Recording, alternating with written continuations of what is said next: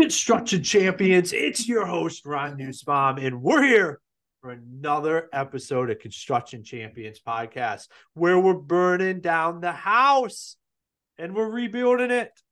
Like I say, both professionally and personally, we're here to make you into the channel. Actually, let me take that back. I'm not here to make you into anything. I'm here to get the people in front of you so you can learn and you can go be the champion that you're meant to be. So, yeah, I'm not here to do anything. It's up to you. The only thing I'm here to do is to put you in front. No, it's not even put you in front. It's to get your ears listening to the shit you need to hear. That is what I'm here to do.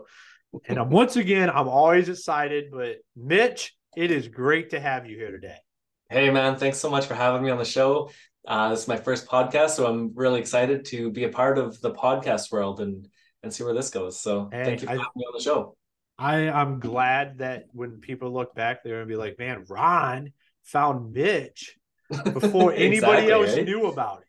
Like, this might be a moment where my brilliance shines through as you go on to the podcast journey. So I'm excited to have you here today and to be able to be the first one you've been on. So yeah, why don't you tell all the construction champions out there a little bit about yourself and what got you here to today? Yeah, absolutely. So my background is in construction, industrial construction. I'm a pipe fitter by trade, and I became a quality control manager. So going through that, and as I was doing that, I realized that there was so much work that needed to be done in construction and in the industry, and there wasn't enough people to do it. And so I started to learn programming and automating a lot of the functions that I needed to do in my business, like creating reports and tracking things, and which allowed me to do more of the like in the field work, inspecting things, collaborating with the people and doing all that sort of stuff. And we were on a fairly large project, and the clients were like, hey, can we buy your software? And I was like, I would love to sell you my software, but I don't have any software to sell you because it's just like these quick automations I've created. But yeah, so it gave me this idea like, oh, there's actually a need for what I do. So that's what kind of led to me to create Limitless Automation Company. And yeah, the purpose is just to make people's lives easier and make them money while doing it. So that's kind of where we're at. And then you and I, we've known each other for about a year now. It's been sweet to watch you on your journey as you've grown. You've transformed the name and all of that. You have a new podcast. And yeah, it's been great meeting you and continuing on our relationship.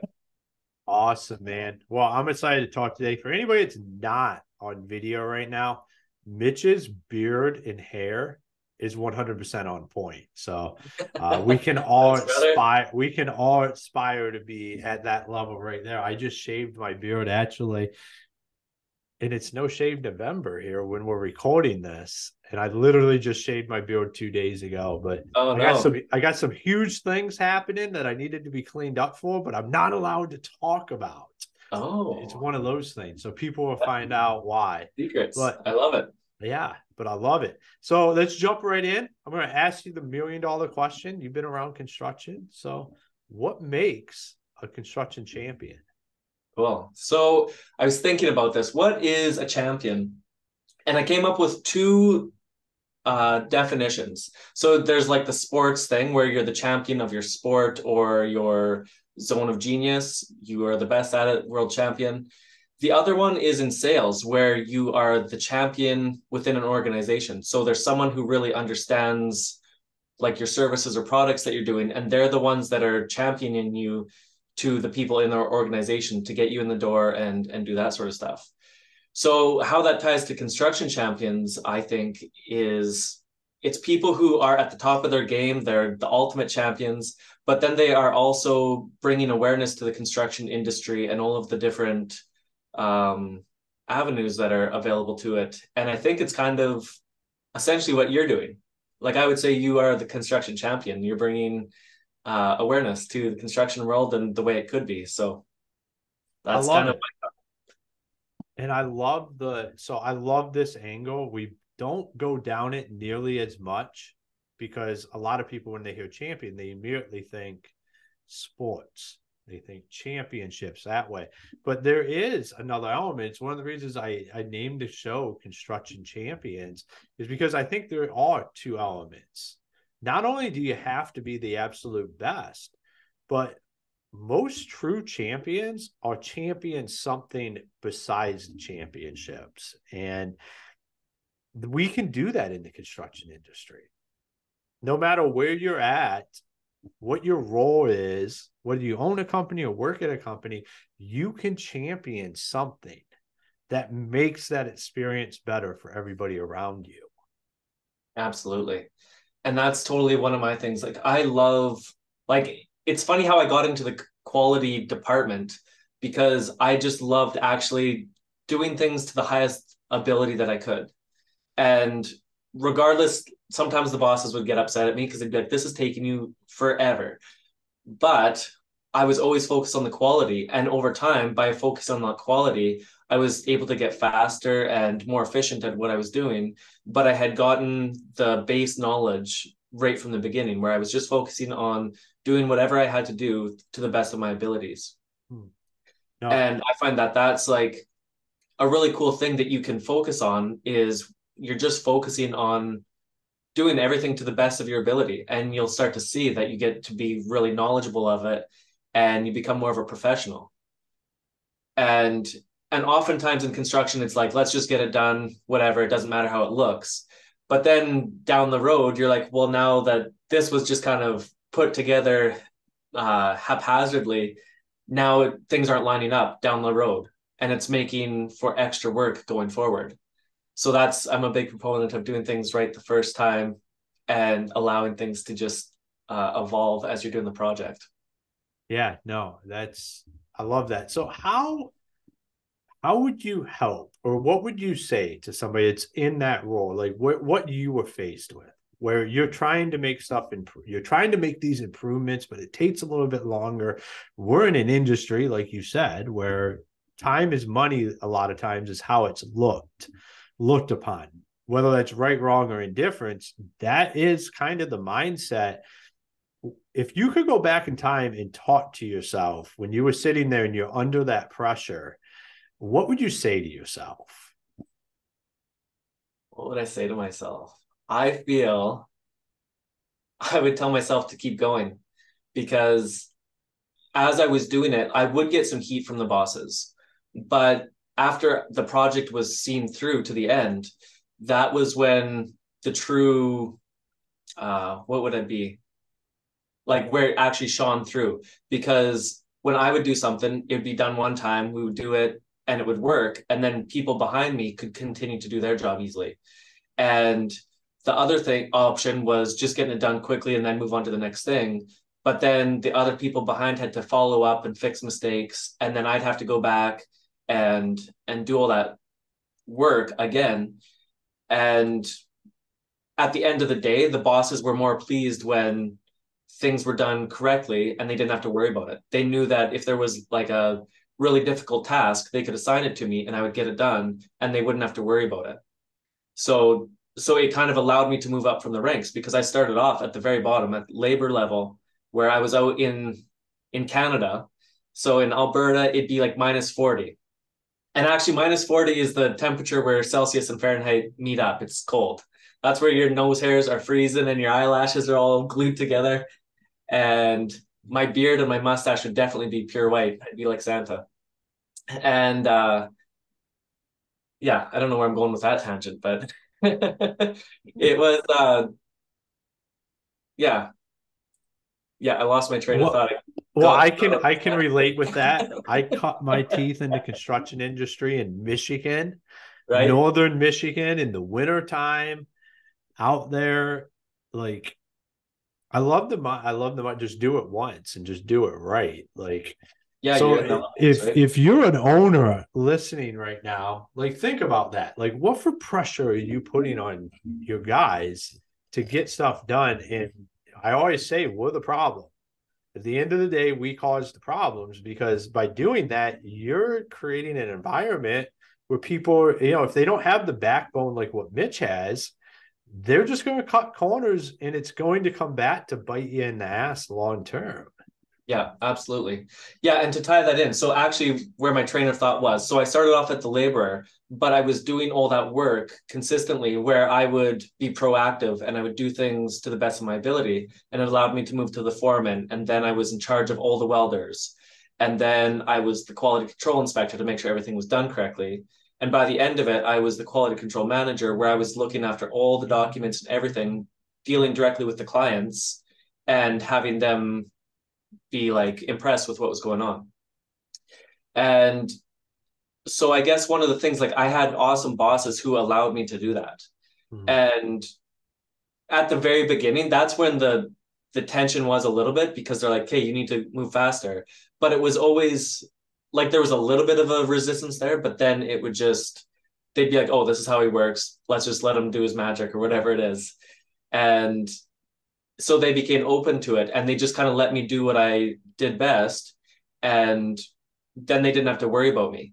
So I guess by giving me the ability to do as high of a quality that I wanted to do, they were saving themselves stress and worry moving forward. Mm-hmm. And they were developing me, I guess, as someone who could, and this is how your listeners could do it as well. Like if you're focusing on the quality of what you're doing and your boss doesn't have to worry about you, they're going to start giving you more responsibilities and you're going to be more confident to take on those responsibilities and allowing you to open up to um, more opportunities, maybe starting your own business, whatever that is, and also developing great working relationships with your previous bosses. So maybe you go off on your own and start your own business, but you've built a great working relationship with your boss where you can still collaborate on future projects and expand what's going on and become a champion of the industry.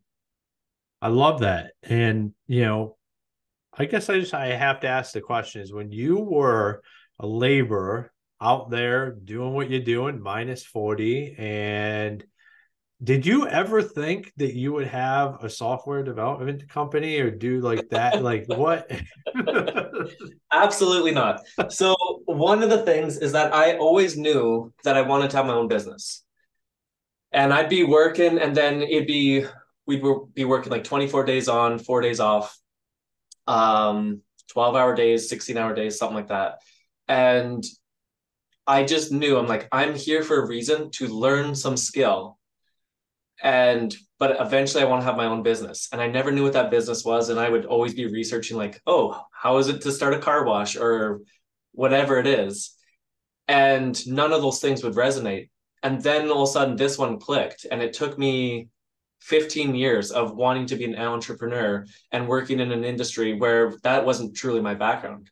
Like my background, actually, right out of high school, I went to music school. So I learned how to play guitar for 2 years. And I was like, this is awesome. I'm loving life playing guitar 8 hours a day. And then I realized, oh, you can't actually make any money. And you can. There are like the people who are out there making some money with music, but it's not as open to the majority of people, right?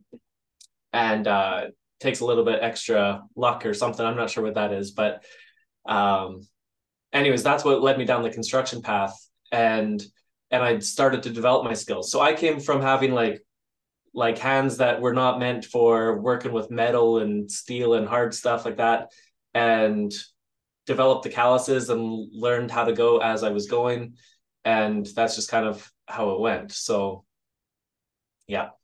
I love it because I say all the time is that the construction industry is one that is ripe for development if you want to go chase it. Like there's more opportunity there than anywhere else you can go, as long as you Oh, want so it much. and you're willing Yeah. to go after it. Because all paths are very similar. How you show up as a nobody and then work your way to the top, just because you're willing to learn, listen, and improve things as you're going down that road. And that's just how construction is. Absolutely.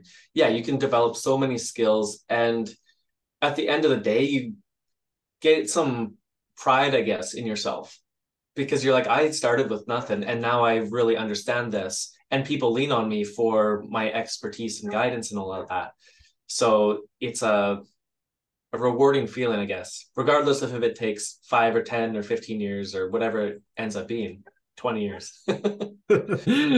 Well, it's not something that happens overnight, but it is definitely something where I just think like it's one of the best decisions I made when I came out of the Marine Corps was to just end up in construction like that.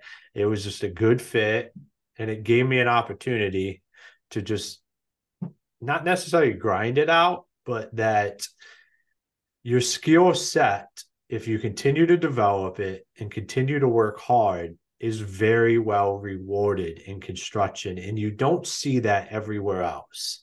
Because Yeah, there's that's people, true. there's guys that go places and they spend 20 years in the same position and there's no uphill trajectory. But in the construction industry, unless you're just sitting there and you don't want to go anywhere, you can go places in the construction industry. Damn, I've seen guys that didn't want to go anywhere go places just because they gained the knowledge to be able Right. to do stuff, even though they weren't like wanting to go out there and go to that next level, but they just over the years gained the knowledge. It's a natural transition. And I think it's an amazing environment for people to go. And that's totally true, especially with like residential trades, like plumbing, electrician, that sort of stuff. Because those trades, like my background is in industrial stuff, so pipe fitting. And where I live on an island, Vancouver Island, and there's not much pipe fitting stuff because you don't really need gas plants out here. um, but like the trades that are like plumbing and electrical and drywall and all those sort of things, they're everywhere.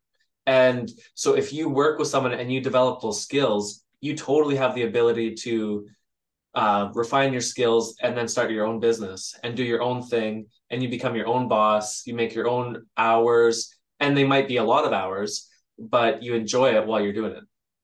because you've really, I don't know, there's a great satisfaction in seeing something like it's in your mind and then you create it and you're working with your hands. And there's something to be said about being physical with creating things. Mm. And that's like a thing with programming. I enjoy that because I can create like apps and stuff like that from scratch. And that's usually what I do. I just make it from custom. Like, what do we want it to do? Let's build this around that. And we'll just create whatever we want.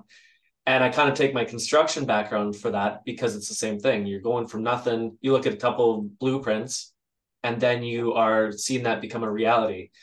And I don't know, as humans, I think that that's a very satisfying feeling at the end of the day when you have this completed project. Absolutely, man. I love it. I love what you're doing.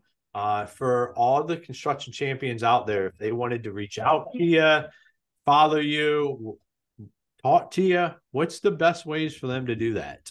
Yeah. So for me personally, to reach out on LinkedIn, Mitch McLeod, I think that's what it is. Limitless or LinkedIn.com/whatever, Mitch-McLeod. That's for me personally. There's Limitless Automation on LinkedIn, and I also have a website, limitlessautomation.ca, and can schedule a call on there, and we can chat and get to know each other, and that would be a great thing. But that's where you can find me at the moment. Awesome, man. Well, thank you for being on the show today. Hey, thanks so much for having me. It was great. Pleasure. Oh, it definitely was, man. So, Construction Champions, another episode in the books. And my question is, so if you're a leader and you're out there and stuff's not panning out exactly how you want it to pan out, but you're on top of your guys, and like, let's look in the mirror on this. Like I say all the time, let's look in the mirror. Are we the ones causing the problems that are happening down the road because we're not letting guys put the systems in place or understand or get the stuff done in the timely fashion? I know we all are. I used to say it is because I did everything as I came up the ladder.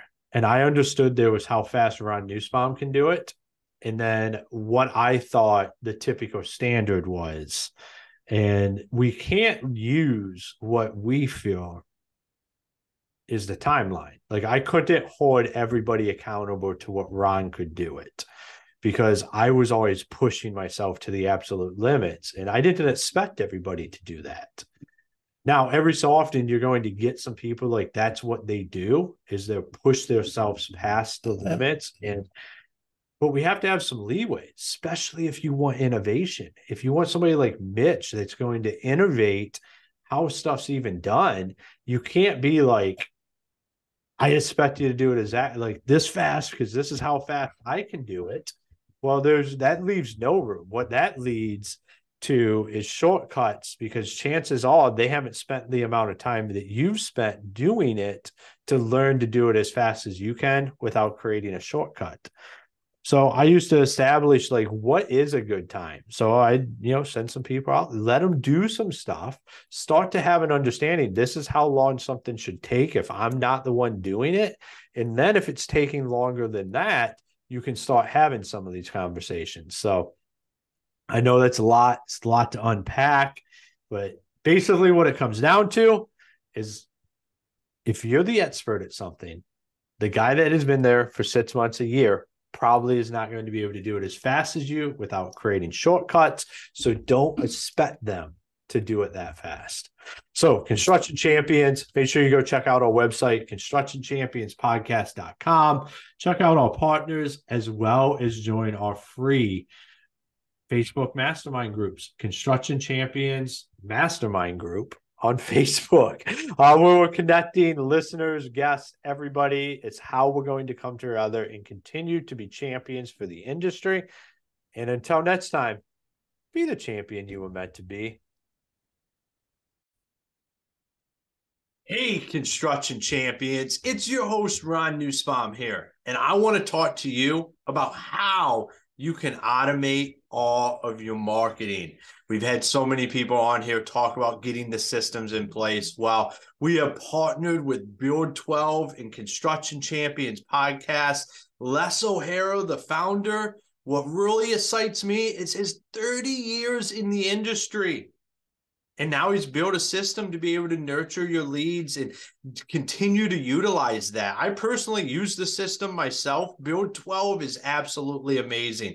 There's a lot of value in there. And it's a way to start getting away from Angie's List and all of that kind of stuff and start actually creating your own leads every day and have a system for them. So go on our website.